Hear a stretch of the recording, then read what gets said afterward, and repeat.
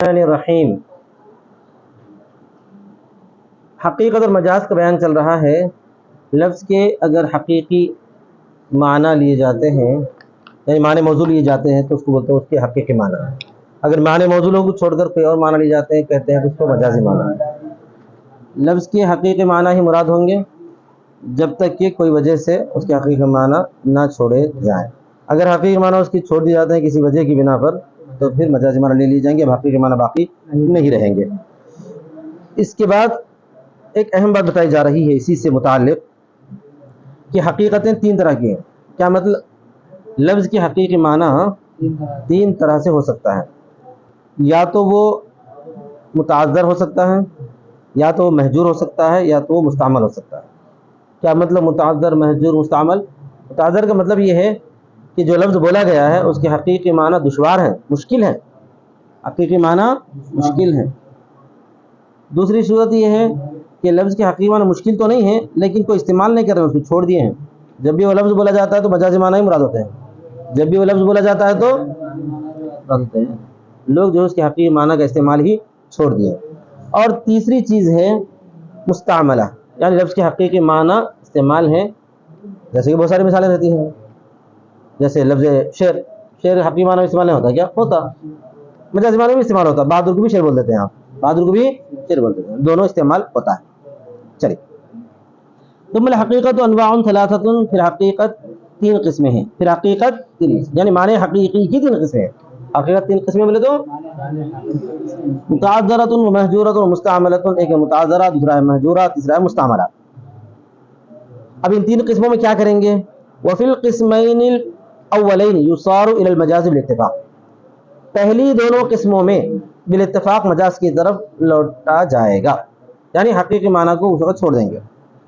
پہلی دونوں قسموں میں حقیقی معنی کو چھوڑ دیں گے، یعنی حقیقی معنی بہت دشوار ہے تو عام طور پہ بولنے والا جو ہے دشوار معنی نہیں بولتا، کون سے معنی کا مقصد رہتا ہے اس کا؟ آسان جو چیز ہے سامنے والا جو کر سکتا ہے وہی بولتا ہے، تو جب بھی انہیں بولا ہے تو اس وقت یہ سمجھا جاتا ہے کہ اس کا مقصد ہے مجازی معنی، لہذا مجازی معنی پر عمل کیا جاتا ہے بالاتفاق۔ اسی طرح مستعملہ میں، مہجورہ میں بھی ایسے ہی ہے، مہجورہ کا مطلب حقیقی معنی چھوڑ دیے ہیں، تو جب انہیں بول رہا ہے تو چھوڑے ہوئے معنی کیوں لے کے بولیں گا؟ بھائی بولنے والا چھوڑے ہوئے معنی کیوں لے کے بولیں گا؟ بولنے والا ایک انسان ہے، انسانوں میں رہتا ہے، بستا ہے، تو وہی لفظ بولے گا جو انسان استعمال کرتے ہیں۔ تو یہاں پر حقیقی معنی مہجورہ اگر ہیں، چھوڑے ہوئے ہیں، تو وہ معنی عمل نہیں کیے جائیں گے۔ اس میں ابو حنیفہ کا اور صحابین کا اتفاق ہے۔ پہلی دونوں قسموں میں لوٹا جائے گا مجاز کی طرف بالاتفاق۔ اب اس کی مثال دیتے ہیں، تعریف تو نہیں کرے، ہم بتا دیں آپ کو تعریف۔ متعذرہ کا مطلب ہے کہ لفظ کے ایسے معنی جو اگرچہ کہ حقیقی معنی ہے لیکن ان کو استعمال نہیں کرتا، اگر کرنا بھی چاہے تو مشکل ہوتا ہے، مہجورہ کا مطلب یہ ہے کہ لفظ کی حقیقت دشوار تو نہیں ہے لیکن استعمال نہیں کرتے، لوگ استعمال نہیں کرتے۔ وَنَظِيرُ الْمُتَعَذَّرَةِ، متعذرہ کی مثال، نظیر بولے تو مثال، اذا حلف لا يأكل من هذه الشجرة او من هذه القدر، متعذرہ کی مثال یہ ہے کہ جب قسم کھایا، اب لفظ نہیں ہے پورے جملے کے معنی ہے، یہاں پہ ایک لفظ نہیں لے رہے ہیں، کیا لے رہے ہیں؟ پورا جملہ لے رہے ہیں۔ اذا حلف، جب قسم کھایا، لا يأكل من هذه الشجرة، نہیں کھائے گا اس درخت سے، او من هذه القدر، یا اس ہانڈی سے۔ قدر وہ تو ہانڈی، پرانے زمانے میں ہانڈیوں میں پکتا تھا، آج کل دیگچوں میں پکتا ہے۔ تو یہ الفاظ ایسے ہیں کہ اگر کوئی بول دیتا ہے آدمی کہ میں اس درخت سے نہیں کھاؤں گا، اب وہ درخت کیا آم کا ہے، مثال کے طور پہ ایک درخت ہوئی آم کا درخت ہے، تو مقصد کیا رہتا بولنے والے کا سب کو معلوم ہے، لیکن اس کے حقیقی معنی کیا دیکھیں گے؟ اس لفظ کے، اس جملے کے حقیقی معنی یہ ہے کہ یہ درخت کو نہیں کھاؤں گا، یہ درخت کو نہیں کھاؤں گا۔ اب اگر یہ درخت کو اس کے حقیقی معنی پر عمل کرنا چاہے تو مشکل ہے نہیں ہے، کیونکہ درخت کو کھایا نہیں جاتا، اس کے منڈے، اس کی چھال، اس کے پتے، اس کا تنا کوئی کھاتے نہیں ہے، کھانا مشکل ہے۔ اگر کوئی بیوقوف جو ہے کھانا چاہے، میں کاٹ کاٹ کے کھاتا ہوں بول کے اس کے تنے کو جو ہے ہتھوڑی کلاڑی لے کے مار کے اس کی چھال نکال کے کھا رہا تو مشکل ہے، بہرحال کیا ہے؟ مشکل ہے۔ تو متعذرہ کی نظیر یہ ہے کہ جب قسم کھایا کہ نہیں کھائے گا اس درخت سے، او من هذه القدریہ، اس ہانڈی سے۔ ہانڈی کا حقیقی، اس ہانڈی کا حقیقی معنی یہ ہے کہ وہ ہانڈی کا جو ٹھیکرا ہے اس کو توڑ کے پھوڑ کے ٹھیکری کو چبا کے کھا لینا، مشکل ہے نہیں؟ آدمی کھا سکتا ہے، کہ کھا تو سکتا ہے لیکن تکلیف سے کھا سکتا ہے۔ فإن أكل الشجرة أو القدر متعذر، اس لیے کہ درخت کا یا ہانڈی کا کھانا دشوار ہے. فينصرف ذلك إلى ثمرة الشجرة وإلى ما يحل في القدر، تو لوٹایا جاتا ہے وہ سمجھ میں آ گیا نا، وہ لوٹایا جاتا ہے، یعنی اس جملے کو لوٹایا جاتا ہے کس کی طرف؟ درخت کے پھل کی طرف، اور اس چیز کی طرف جو ہانڈی میں اترتا ہے. اللہ یحل بنا اترنا، حلول کرنا، یحل نہیں یحل، اس کی طرف اللہ یحل حلال ہونا ہے، یحل اترنا، جو ہانڈی میں گوشت سماتا ہے، جو ہانڈی کے اندر جو ہے چاول دال وغیرہ. اب اس ہانڈی سے نہیں کھاؤں گا مطلب یہ ہانڈی میں جو بھی پکا نہیں کھاؤں گا، اس ہانڈی میں جو بھی پکا نہیں کھاؤں گا، اس درخت سے نہیں کھاؤں گا، اس درخت سے جو پھل آئیں گا وہ آم کا ہو یا انگور کا ہو انار کا ہو جو بھی ہو وہ نہیں کھاؤں گا. یہ مقصد رہتا ہے اس جملے کا، سمجھ گئے نا. تو لفظ کے حقیقی معنی متعذر ہے، تو اس متعذر معنی کو کیا کر دیے؟ چھوڑ دیے، مجازی معنی پر عمل ہے. اسی طرح حتی لو اکل من عین الشجرۃ، یہاں تک کہ اگر اس نے کھا لیا عین درخت سے، یہ قسم کھانے کے بعد جا کے اس کی چھال چھیل کے لے کے چبانا شروع کرا، چھال چھیل کے. او من عین القدر، یا عین ہانڈی سے، ہانڈی کو توڑ کے لے کے اس کے ٹھیکریوں کو چبا رہا. بنوع تکلف، تکلف کی قسم سے، تکلف یعنی زبردستی کی قسم سے. سمجھ میں آ گیا نا سب؟ لا یحنث، حانث نہیں ہوگا،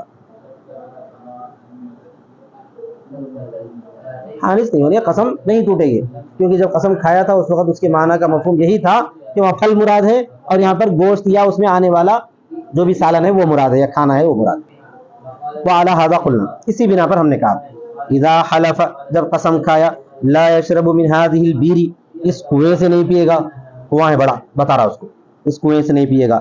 ينصرف ذلك الى الاغتراف، لوٹا جاتا ہے وہ اغتراف کی طرف. اغتراف مانے، اغتراف کا مطلب یہ ہے ہاتھ ڈال کر پینا، سمجھ میں آ گیا نا سب؟ ہاتھ ڈال کر پینا، یا ڈول سے نکال کر پینا، بورنگ سے نکال کر پینا، یا نل سے نکال کر پینا، کچھ بھی بولیے آپ. پھیرا جاتا ہے وہ اغتراف کی طرف، یعنی اس پانی کو باہر نکال کے پینے کی طرف. اس کنویں سے نہیں پیے گا کا مطلب کیا ہے بھائی؟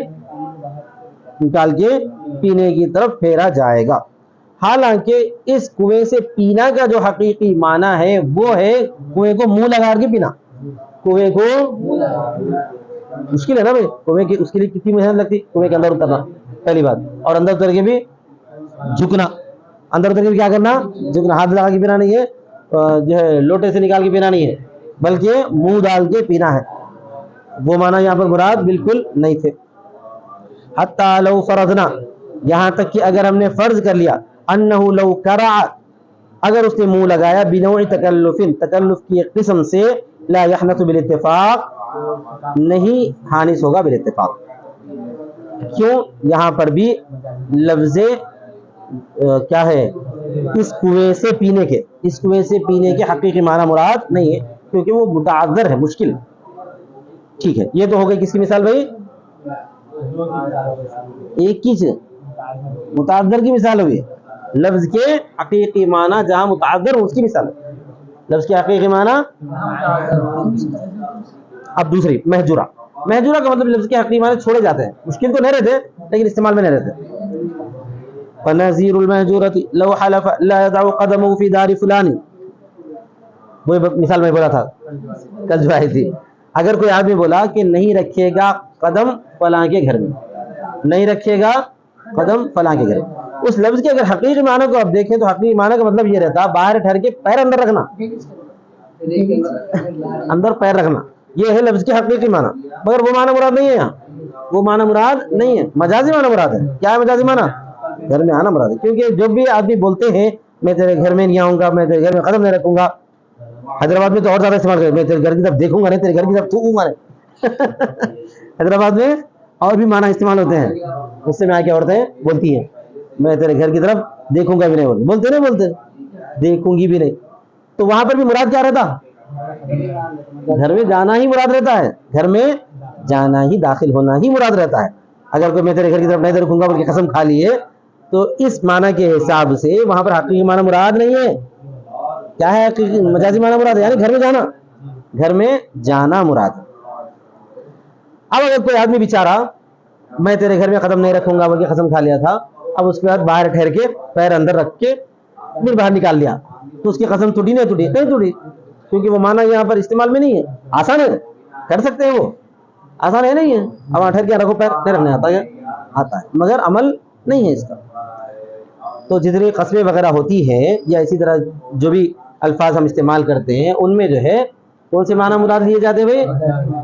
جیسے میں بولا آپ کو چھتا بازار، چھتا بازار اس کے حقیقی معنی کیا ہے؟ چھت والا بازار. مگر کون تو مراد لیتا ہے؟ یہ چھتا بازار بولتے ہیں جہاں پر جو ہے وہ چلتے نا بھائی روکے چھپتے، وہاں جانا کیوں بولتے ہیں؟ سمجھ میں آ گیا؟ حقیقی معنی کیا مراد ہو سکتا چھوڑ دیا گیا ہے.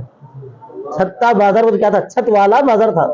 پہلے جو بازار لگتے تھے حیدرآباد میں چھت میں رہتا، وہ پہلا بازار بنا جہاں پہ چھت ڈالا گیا.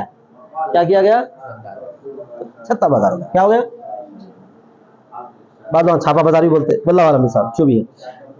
مہجورہ کی نظیر یہ ہے کہ اگر قسم کھایا نہیں رکھے گا اپنا قدم فلاں کے گھر میں تو فإن ارادت وضع القدم مہجور عادتاً، تو اس لیے کہ قدم کے رکھنے کا ارادہ چھوڑا ہوا ہے عادتاً، چھوڑا ہوا ہے عادت. سمجھ میں آ گیا نا؟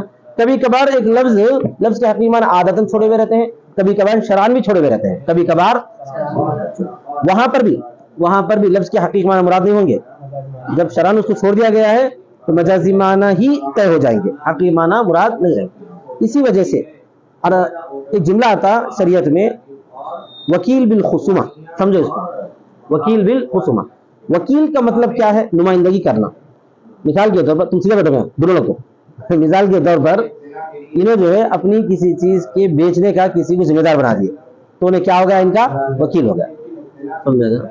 اس کو وکیل بولتے ہیں. وکیل بالبیع ہے. یہ کیا ہے؟ کوئی آدمی کسی چیز کے خریدنے کا کسی کو وکیل بنا بھیجے جا کے کوئی چیز خرید کے لاؤ تو انہیں وکیل بالشراء، انہیں کیا ہوا؟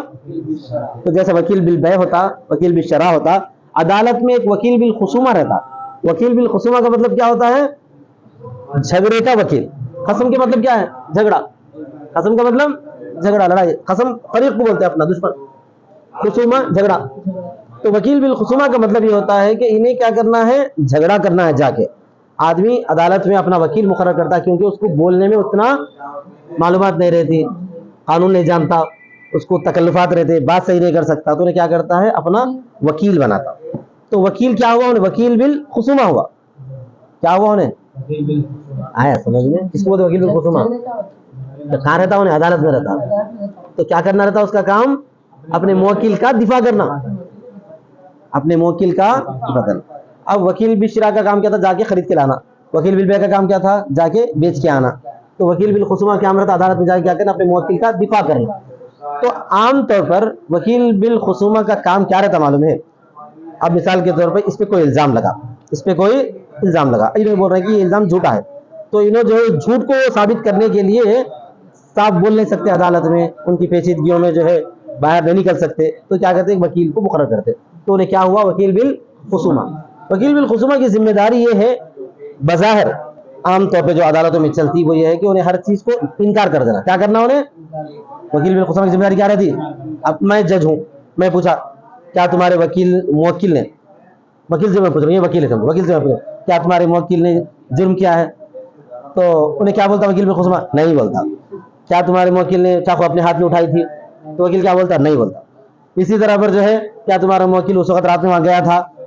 وکیل بولتا نہیں. تو ہر چیز پر انہیں کیا کرنا ہے؟ انکار کرنا ہے. تو عام طور پہ سمجھا جاتا ہے وکیل بالخصومہ کا مطلب کیا ہے؟ جھگڑا کرنا اور انکار کرتے جانا، جج کے سوال پر انکار کرتے جانا، یا مد مقابل وکیل کے سوال پر کیا کرنا ہے؟ انکار کرنا ہے. وکیل بالخصومہ کا کام انکار کرنا ہے، یہ سمجھا جاتا ہے. وکیل بالخصومہ کا کام آئی سمجھ میں بات یہ. لیکن ایک بات یاد رکھو، شریعت میں یہ محجور ہے، شریعت میں یہ چھوڑا ہوا ہے. شریعت یہ بتاتی ہے کہ وکیل بالخصومہ جس طرح انکار سے جواب دے سکتا ہے، انکار سے جواب دیتا ہے، اسی طرح جہاں پر صحیح ہو وہاں پر نام سے جواب دینا، ہاں بول کر جواب دینا ہے.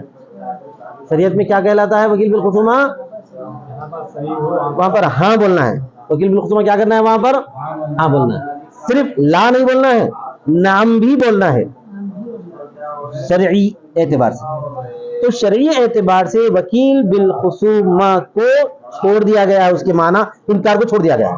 شرعی اعتبار سے وکیل بالخصومہ کے جو معنی صرف لا کے ہیں اس کو چھوڑ دیا گیا ہے، بلکہ شرعاً وکیل بالخصومہ جس طرح لا بول سکتا ہے اس طرح نام بھی بولنا ہے، جس طرح لا بول سکتا ہے اس طرح نام بھی بولنا ہے.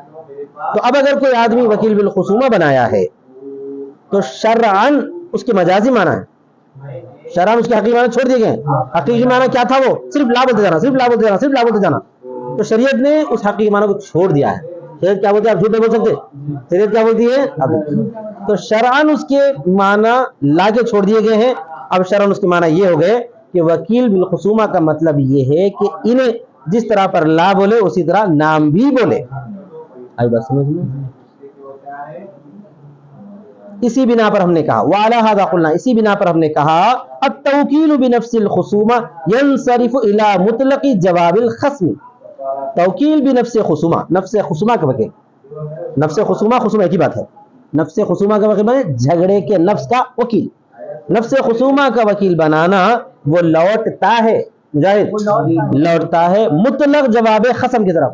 خصم نہیں ہے، وہ خصم ہے. کیا ہے وہ؟ یعنی دشمن کے مطلق جواب کی طرف لوٹتا ہے. حتی یسع للوکیل، یہاں تک کہ گنجائش ہے وکیل کے لیے، یہاں تک کہ وہ جواب دے نام کے ساتھ. ان یجیبا بنعم، ان یجیبا بنعم کما یسعہ ان یجیبا بلا. بلا نہیں ہو، جیسا کہ اس کو گنجائش ہے، یسع معنی گنجائش، جیسا کہ اس کو گنجائش ہے کہ وہ جواب دے لا کے ساتھ. لأن التوکیل بنفس الخصومۃ مہجور شرعا وعادۃ، اس لیے کہ توکیل بنفس خصومہ چھوڑا گیا ہے شرعاً بھی اور عادتاً بھی.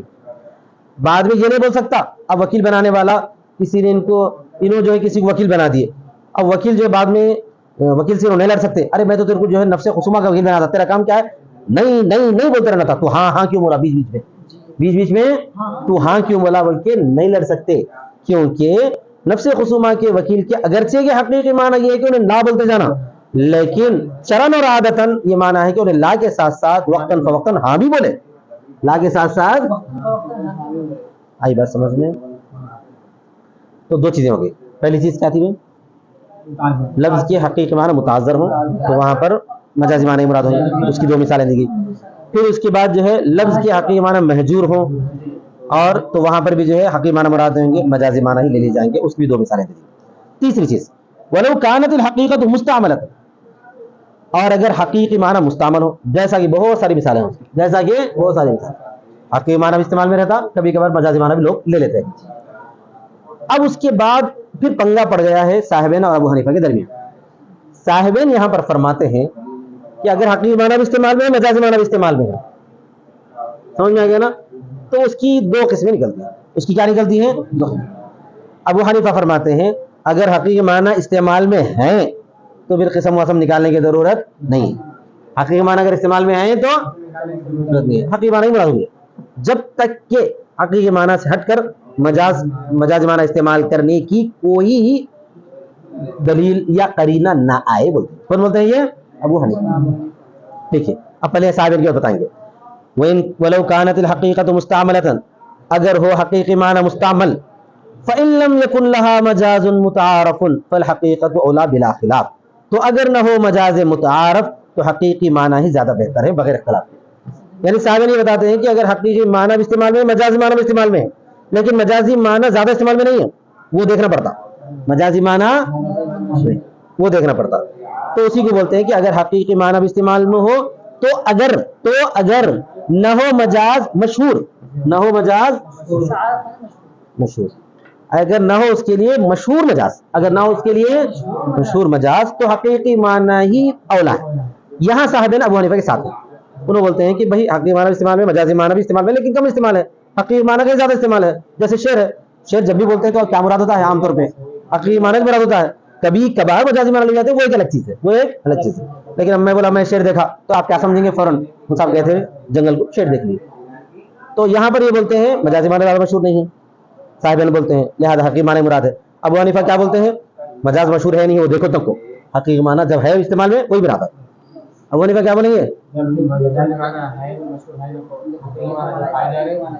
مراد اگر حقیقی معنی مستعمل ہے تو اگر نہ ہو مجاز متعارف، اگر نہ ہو اس کے لیے مجاز متعارف تو حقیقی معنی ہی زیادہ بہتر ہے بغیر اختلاف کے.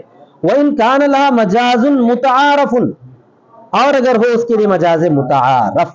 یہاں پر صاحبین الگ ہو گئے. انہوں بولتے ہیں کہ اگر مجازی معنی زیادہ مشہور ہے، اگر مجازی معنی زیادہ مشہور ہے تو اس وقت اس لفظ کے معنی عموم مجاز کے ہوں گے، جو اس سے پہلے بتا دیا گیا تھا. اس لفظ کے معنی کیا ہوں گے؟ یعنی مجاز کے ایسے مشہور معنی بیان کریں گے، ایسے عموم معنی بیان کریں گے، حقیقت بھی اس میں ایک جز بن کر آ جائے گا. اس کی مثال ہے چار مینار. اس کی مثال کیا ہے؟ چار مینار.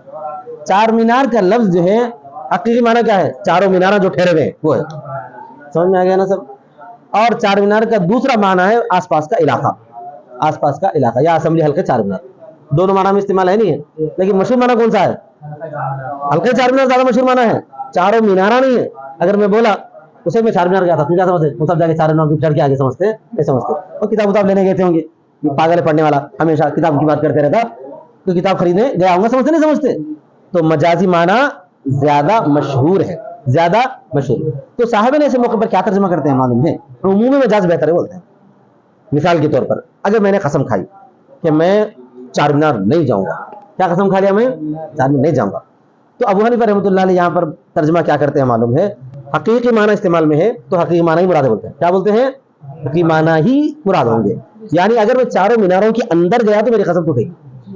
کہاں گئے تو قسم ٹوٹے گی. آس پاس کے علاقے میں گئے تو قسم نہیں ٹوٹے گی. کون بولتے ہیں یہ؟ ابو حنیفہ. صاحب عمومی مجاز دیتے ہیں.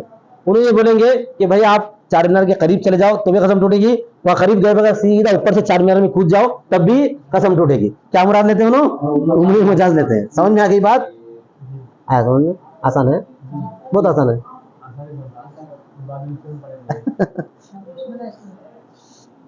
دیکھیے، اور اگر ہو اس کے لیے مجاز متعارف تو حقیقت زیادہ بہتر ہے ابو حنیفہ کے پاس. وعندهما العمل بعموم المجاز اولا، اور ان دونوں کے پاس عموم مجاز پر عمل زیادہ بہتر ہے. مثال ہو، اس کی مثال ہے لو حلف لا ياكل من هذه الحنطه، اگر اس نے قسم کھایا کہ نہیں کھائے گا اس گیہوں سے، نہیں کھائے گا اس گیہوں سے. ينصرف ذلك الى عينها عنده، تو لوٹتا ہے وہ اس کے عین کی طرف ان کے پاس. ابو حنیفہ کیا فرماتے ہیں؟ گیہوں کو لے کے چبا لیا تو کھانا مشکل تو نہیں ہے نا بھائی، اور استعمال میں بھی اس گیہوں کو نہیں کھاؤں گا، وہ تو گیہوں بھی کھاتے لوگ ان کے، تو اس سے قسم ٹوٹتی. لیکن اگر اس کا آٹا بن کے، آٹے کی روٹی بن کے یا ستو بنا کے پھکا تو نہیں ٹوٹتی بولتے ہیں. کون بولتے ہیں؟